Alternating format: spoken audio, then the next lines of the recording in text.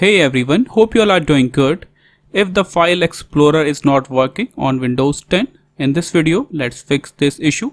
First, press Ctrl key, Shift key and Skip key. Press all the three keys together to open the Task Manager. You will see this kind of window. Then click on this option, More Details. Now in the Process tab, you have to search for a service called Windows Explorer.